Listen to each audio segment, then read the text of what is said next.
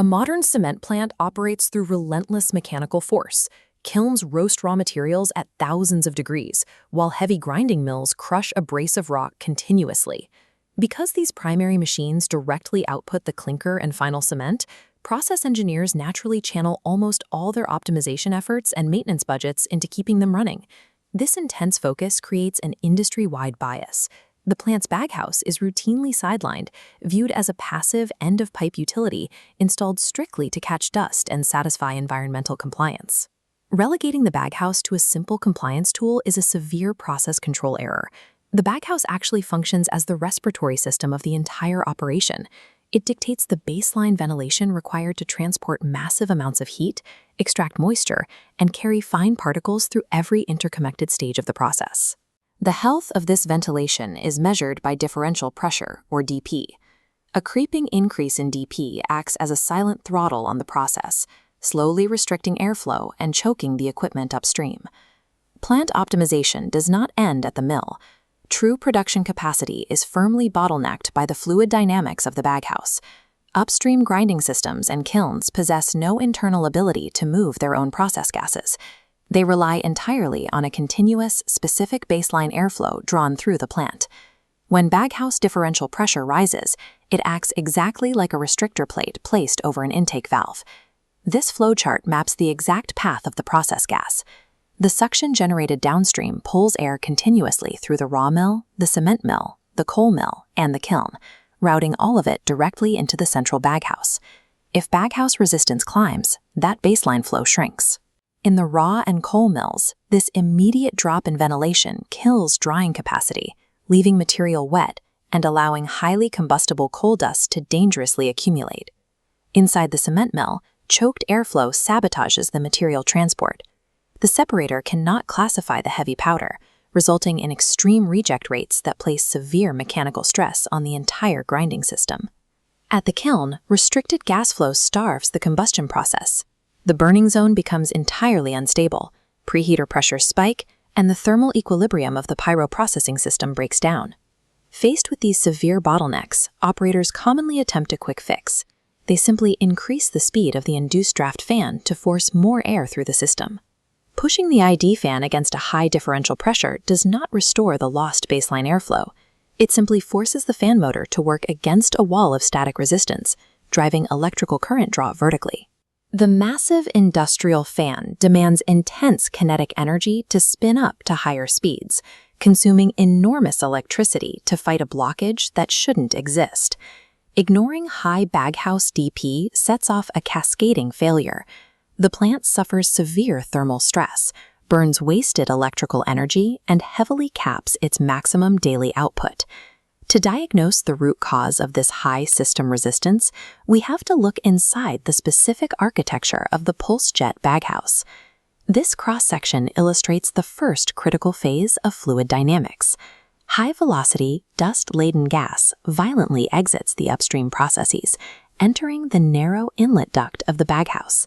The gas instantly meets a massive expansion in cross-sectional area as it reaches the lower hopper chamber. This sudden physical expansion forces an immediate, sharp drop in fluid velocity. As the gas velocity plummets, gravity takes over. This forces the heaviest, most abrasive particles to drop entirely out of the airstream in a process known as gravity pre-separation. If poor inlet design causes this pre-separation to fail, coarse dust bypasses the hopper. It flies upward at high speeds, directly impacting and physically destroying the fragile filter bags. Once the heavy material drops out, internal baffles and turning vanes take over, mechanically guiding the remaining ultrafine dust to ensure it spreads evenly across all internal filter compartments. Achieving this uniform gas distribution prevents localized high DP, stops uneven bag loading, and protects the filter media from premature failure. Moving past the hopper, the actual filtration occurs on the surface of thousands of woven fabric filter bags, each supported internally by a rigid steel cage. Here, industrial engineering relies on a counterintuitive paradox. A perfectly clean filter bag is actually highly inefficient. Looking at this highly magnified cross-section, bare fabric simply cannot stop the smallest particulate. During initial startup, unacceptable amounts of microscopic dust slip straight through the weave and out the exhaust stack. Within minutes, however, a thin, stable layer of process dust accumulates on the outside of the bag. This compacted layer is called the dust cake. This residual dust cake takes over the physical work of filtration. It acts as an incredibly tight physical barrier, blocking new ultrafine particulate much more effectively than the underlying fabric ever could. Maintaining this specific, stable layer of process dust is what normalizes differential pressure, while guaranteeing the plant meets strict environmental stack emission limits. The engineering objective is never to strip the bag completely clean. Success depends entirely on perfectly maintaining the equilibrium of the dust cake. That equilibrium is constantly threatened by a mechanical reality. As filtration continues, the dust cake thickens, choking airflow and pushing differential pressure toward its upper control limit. To survive, the system must aggressively self-correct. It has to shed the excess dust without ever stopping the continuous, massive flow of process gas. The solution is the pulse cleaning cycle. The sequence begins the exact millisecond the programmable logic controller detects the DP transmitter has hit the critical upper threshold. This mechanical schematic maps the immediate pneumatic reaction. The PLC fires a signal to a small solenoid valve, releasing pilot air, which instantly snaps open the main diaphragm valve. A violent blast of compressed air, regulated precisely between 5 and 6 bar, is released directly into the blow tube, positioned right above the filter bags. This high-velocity air shoots downward into a narrow venturi nozzle. The shape of the nozzle rapidly draws in secondary clean air from the surrounding plenum, massively amplifying the total volume of the pulse. This amplified pressure wave travels straight down the inside of the filter bag. As the wave moves, it forces the walls of the bag to physically flex outward. This violent outward expansion generates a precise mechanical snap against the rigid internal cage.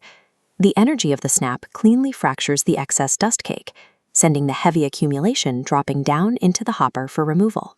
Crucially, the primary, foundational layer of the dust cake remains completely intact, locked into the fabric weave to preserve immediate filtration efficiency. In less than a second, a perfectly timed pneumatic sequence clears the airflow bottleneck, instantly dropping the differential pressure and unloading the ID fan, all without compromising the filter. Maintaining plant equilibrium requires a continuous, rigorous thermodynamic and pneumatic balancing act. If compressed air pressure drops too low, the pulse fails to fracture the cake. Differential pressure climbs uncontrollably, and ID fan power is wasted fighting the blockage. Conversely, an excessive pulse frequency violently strips away the protective dust cake. This guarantees immediate spikes in stack emissions and physically tears the filter bags apart long before their designed lifespan. A well-optimized system requires monitoring 4 exact metrics, as seen on this control readout: differential pressure, compressed air pressure, pulse frequency, and active hopper evacuation.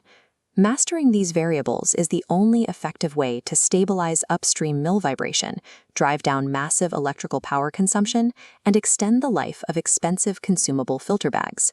When executed correctly, the exhaust stack shows no visible emissions, only an invisible heat shimmer proving the system is performing perfect filtration under heavy load. Mastering these internal fluid dynamics allows the baghouse to dictate the upper limits of the entire plant's production capacity.